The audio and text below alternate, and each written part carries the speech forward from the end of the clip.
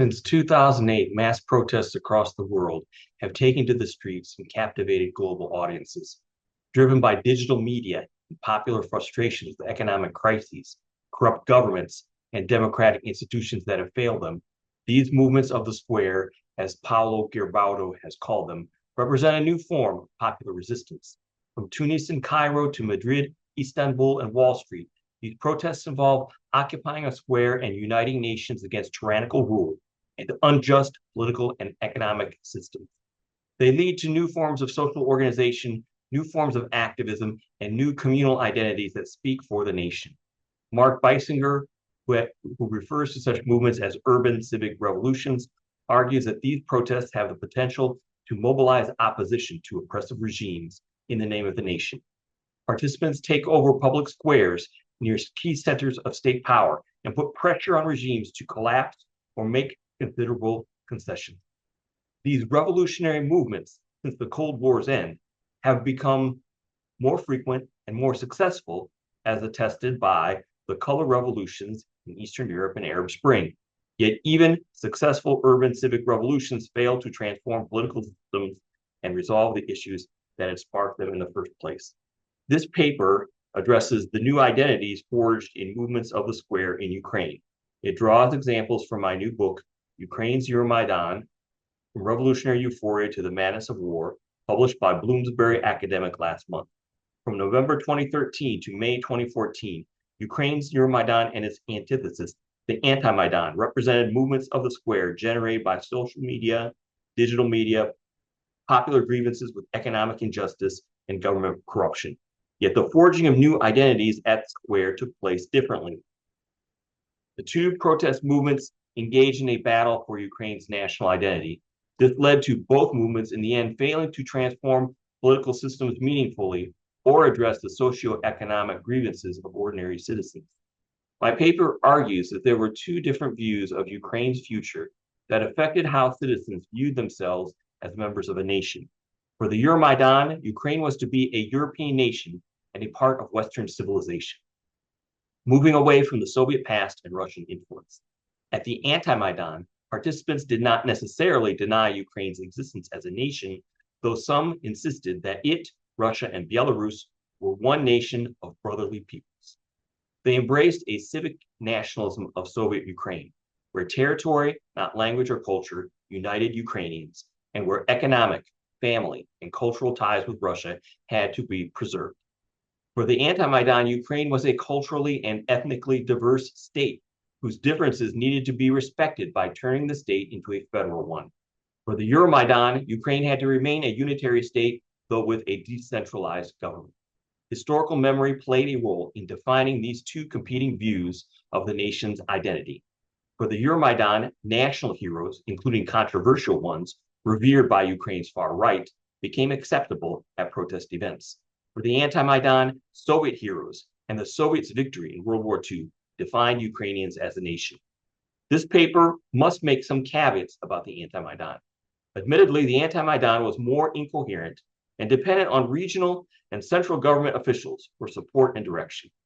With the collapse of the regime of Viktor Yanukovych on February 22, 2014, its participants joined counter-protests in the so-called Russian Spring. Russia's leaders, Russian intelligence services and military, and ordinary Russian citizens played a considerable role in turning this movement into one advocating regional separatism. Russian Spring led to Russia's invasion and annexation of Crimea and then military intervention in the Donbass. Yet at least in its early weeks, Russian Spring protests continued to articulate this different vision of Ukraine's future. The idea of Ukraine becoming a federal state continued to surface in protests in support of separatist movements in the Donbass. The new nation formed in the fire of revolution in Kiev only reinforced Antimaidan participants' convictions that this was hostile to them. The Euromaidan protests, which began on November 21, 2013, and spread to other cities, engaged in national identity politics from the very beginning. The association agreement with the European Union that the Yanukovych administration has suspended negotiations over embodied Ukraine's alleged return to Europe. Europe meant not just a free trade agreement, but the setting of European standards in Ukrainian life, such as rule of law, curbing corruption, providing greater opportunities for small and mid-sized businesses, travel and work in Europe, and supposedly a higher standard of living. Closer ties with Russia, including joining the Eurasian Customs Union, offered not much of a future at all. Protesters saw these ties as assuring Russian domination over Ukraine. Once the Yanukovych administration cracked down on the center of the protests in Kiev on November 29, 2013, the Euromaidan represented a struggle against an authoritarian regime. It was a battle for the nation's future. Protest camp on Kiev's main square and Euromaidan protests in other parts of Ukraine mobilized support by appealing to Ukraine's national ideology. That ideology, espoused by what I will refer to as Ukraine's National Democratic Camp, emerged in the struggle against communism at the end of the 1980s. That ideology brought together liberals, conservatives, and members of Ukraine's far right. It stressed that the nation came before all other issues such as class and gender. It expressed opposition to Soviet and Russian domination. It championed Ukrainians' language and culture. Finally, Ukraine's national ideology stood for heroes who were controversial figures from Ukraine's past, such as Stepan Bandera, leader of the Organization of Ukrainian Nationalists, the OUN, and Roman Shukhevych, leader of the Ukrainian Insurgent Army, the UPA. Nationalists like Bandera and Shukhevych were killed by Soviet security forces after World War II. They became martyrs in the struggle against communism. Yet such nationalists from the World War II era were tainted by collaboration with the Third Reich and complicity in the mass murder of Jews and Poles. Their partisan struggle against Soviet power after the war terrorized Soviet citizens, including Ukrainians themselves. Soviet propaganda had equated such movements with Nazism, and national forms of expression, even including Ukrainian language use, became branded as Bandera in the late Soviet period. The Euromaidan protests incorporated symbols from such wartime nationalist organizations as the OUN. Glory to Ukraine, glory to the heroes had become a greeting among OUN nationalists during World War II, with nationalists saluting one another in the style of Mussolini's fascists in Italy. The heroes were fallen members of the OUN. The chant had circulated among young Ukrainian soccer fans influenced by right-wing groups. By the time of the Euromaidan, it is unlikely that protesters, especially younger ones, knew what the chant originally meant. The chant was generic enough to escape its fascist era origins, yet it was an example of Ukraine's far right influencing the protest rhetoric about the nation. OUN flags from the World War II era, featuring the colors of black and red, showed up at rallies, protests, and marches for the Euromaidan. The Euromaidan protests took on other chants from the far right, ones that originated in independent Ukraine. Glory to the nation, death to the enemies came from the far right organization Ukrainian National Alliance, Ukrainian National Self-Defense, UNA UNSO. An openly fascist chant derived from wartime Germany's national anthem resounded at Euromaidan events. Ukraine über alles, my translation of Ukraina ponad uсе, was that slogan. Occasionally, Euromaidan rallies featured derogatory references to ethnic Russians in the chant, "Who doesn't jump is a Moskal." Moskal was an ethnic slur directed at Russians. As the protests became violent in late January, the far-right chants and symbols took on new meaning.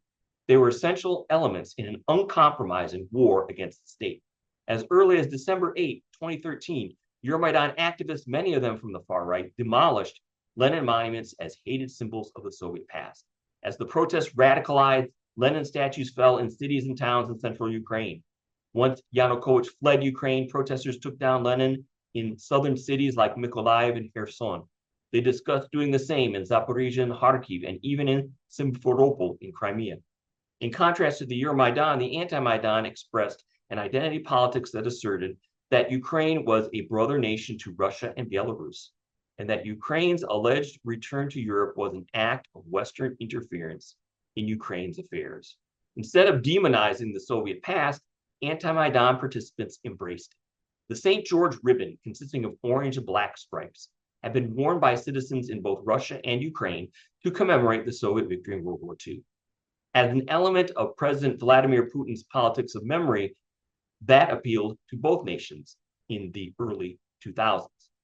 Anti-Maidan protesters and supporters identified themselves as such by wearing the ribbon at rallies. They unfurled and displayed banners in the colors of the St. George ribbon. Soviet symbols and references to the Soviet people's victory over fascism appeared on the anti-Maidan side after violence broke out between Euromaidan participants and law enforcement. This could be seen at the police barricades on Pushchevsky Street in Kyiv, not far from Parliament. Video taken during a truce between Euromaidan forces and law enforcement on February 10, 2014, featured pieces of wood riot police and barricade security forces had turned into signs on their side of the barricades. One of the signs said, in Russian, "Thanks, Grandpa, for the victory," referring to the Soviet victory in World War II. Other signs pointed in the direction of the Euromaidan side of the barricades, referring to the latter as apes and those born in pain, suggesting the Euromaidan's participants were mentally ill or had learning disabilities. The Euromaidan side of the barricades that day had become seen to a music concert that tried to project a positive influence on the police not far away. Yet the stage at the barricade featured the OUN flag. It was a scene suggesting a clash of two visions of the nation. Just a few days later, on February 18, a riot broke out in a park near Parliament between Euromaidan protesters trying to put pressure on it to curtail Yanukovych's powers, and riot police, barricade forces, and paid protesters blocking their way. Yanukovych's forces went on the offensive and brutally beat anyone in their path. One of the Euromaidan protesters recalled the anti-Maidan supporters assailing them, calling them fascists and homosexuals, threatening to deal with them like their grandfathers had done to the Nazis during World War II. That day, which marked the beginning of what I call the February Uprising, looked very much like a civil war between supporters of the old Soviet Ukraine and those who wanted to transform Ukraine into a European state. With the collapse of the Yanukovych regime in late February 2014, anti-Maidan supporters sought to protect the Soviet past. The wave of Lenin demolitions convinced them that Banderites were coming to their towns and cities to tear down Lenin and then even murder ordinary citizens they did not consider to be true Ukrainians. The defense of Lenin monuments in cities like Kharkiv, Zaporizhia, and Donetsk became protests of the square that symbolized the beginnings of the so-called Russian Spring. Defending Soviet monuments, the Russian language, and local histories and identities, as well as federalizing the Ukrainian state, became rallying cries of such anti-Maidan gatherings. Ukrainian media very quickly labeled these rallies as pro-Russian or even separatist, though the term anti-Maidan lingered on as a reference to this rejuvenated protest movement. During Russian Spring, elements of the far left, the far right converged and sought to defend their communities from the new government in Kyiv. Decades of efforts by local political elites, especially in Crimea and the Donbass, instilled in local residents a sense that they were under siege from Ukraine's national Democrats, who coddled far-right Russophobic movements and planned to eliminate jobs, close industries, and arrest and even kill those who spoke the wrong language or went to the wrong church. Lenin squares became protest communities where participants could express themselves incoherently, aggressively, and promote illiberal, anti-Western views and conspiracy theories. In cities like Mykolaiv, where Lenin had already been removed, they occupied a war memorial to paratroopers killed while trying to liberate the city from the Nazis during World War II. In Odessa, anti-Maidan protesters took over Kulikov Field, where the city traditionally held World War II commemorations. The symbols of World War II became ubiquitous during Russian Spring. The classic Soviet wartime song, "Arise, Almighty Country," Stavaya Strana Ogromnaya, boomed from a stereo system in Kharkiv as a signal for the anti-Maidan protesters there to storm and occupy the Kharkiv Regional State Administration building they had converged on. The occupied Luhansk Regional SBU headquarters, which had become the kernel of the so-called Luhansk People's Republic, featured such symbolism in a banner displayed above its entrance on April 21, 2014. The banner equated their protests with Pavlov's house in Stalingrad. During World War II, the Red Army held onto this legendary apartment building for 60 days before fellow troops arrived, breaking the siege, defeating German forces there, and turning the war's tide, with the Red Army advancing all the way to victory in Berlin. For one local blogger, the Luhansk SBU was on the front line of the Russian world's counteroffensive westward against new Nazis. Before entering the occupied SBU building, this blogger recalled standing in front of this banner in wonder. He declared, "History is being made in front of our eyes." The blogger's remarks seemed to echo sentiments on the other side of the barricades, the Euromaidan protest camp in Kyiv, where a Euromaidan activist and historian and future director of Ukraine's historical memory policies urged YouTube audiences to come to the square on December 8, 2013, and make history together, as he put it. Forces from the far right and the far left converged at the Antimaidan, forming coalitions that, with Russian help, championed Russian nationalism and imperialism in the end. The armed uprisings in the Donbass and Russia's role in them alarmed Euromaidan activists who, instead of building a new European future for Ukraine, had to stop separatism from tearing the country apart. Violence against pro-Ukrainian unity rallies in cities like Donetsk and the terror armed men inflicted on pro-Ukrainian unity activists compelled Euromaidan participants and their allies to fight back. Pro-Ukrainian unity movements in Mykolaiv, Kharkiv, and Zaporizhia fought alleged separatists, just as anti-Maidan supporters demonized them, referring to them as mentally retarded, homosexuals, and fascists. Euromaidan participants began referring to their foes as Colorado beetles. The Colorado beetle had the colors of the St. George ribbon, black and orange stripes. It was a pest that destroyed and continues to destroy potatoes and other crops in fields. The rhetoric became increasingly ugly, regardless of the civic nationalism that the Euromaidan claimed to promote. This could be seen in Odessa on April 10, 2014, when Euromaidan protesters surrounded a hotel where a Yanukovych ally and known supporter of Russian Spring was staying. They planned to throw rocks and eggs and green dye at him. Anti-Maidan forces tried to get them to leave. The Odessa Guard, a paramilitary organization that was openly Russian imperialist, faced off against the protesters.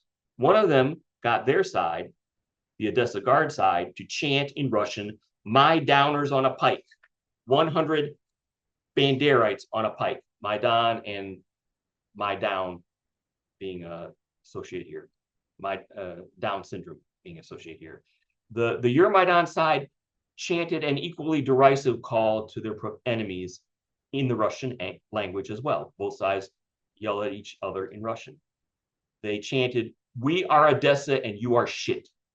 They chanted, "Suitcase train station Russia," thus demanding that they leave the country. On May 2, 2014, clashes between participants of a Ukrainian unity march and anti-Maidan forces led to dozens of anti-Maidan participants dying in the Odessa Trade Union's building that overlooked their protest camp. Many of them died from smoke inhalation. Some were burned beyond recognition. The Euromaidan supporters celebrated the would-be separatist defeat. One politician referred to the anti-Maidan protesters as hordes of Colorado beetles that had attacked first and deserved to be liquidated. The day of the fatal clashes, a political scientist from Ukraine, a supporter of the Euromaidan, wrote on Facebook, "When I was little, my grandfather in the garden taught me to gather Colorado beetles in a jar and then set it on fire." The identity politics of Ukraine's Euromaidan and anti-Maidan helped choreograph protests and rallies at public squares. These were movements that spoke for people represented by no one. And the nation helped to bring those people together. Narratives about the nation helped those people to come together. In the early weeks of the Euromaidan, the sight of hundreds of thousands of people converging on the center of Kyiv and proclaim a revolution in the making inspired visitors, not just U.S. Senators John McCain and Chris Murphy, but also myself. Yet performing revolution in this manner had its drawbacks. In focusing on the nation's identity, the Euromaidan failed to win over ordinary workers and the working poor who demanded solutions to their socioeconomic woes. The nation seemed to include everyone who came to the square, but in fact, Euromaidan protesters and activists, often from the far right, drove leftists off the square, silencing these concerns. The anti-Maidan, after the Yanukovych regime's fall, seemed to promise a revolution for the down and out, and in depressed centers of coal mining, metallurgy, and other industries, especially in the Donbass. Yet national identity politics, namely Russian nationalism and Russian imperialism, ultimately hijacked that movement. Ukrainians became more divided, not less divided, as a result of the Euromaidan revolution that brought regime change to Ukraine. It was only Russia's invasion of Ukraine, first in 2014, then in 2022, that brought them together. Taking to the square to rescue the nation was a noble and admirable feat. Participants felt like they were making history together. Yet that history brought unforeseen tragedy and bloodshed, as seen in today's war against Russian military aggression. Thank you.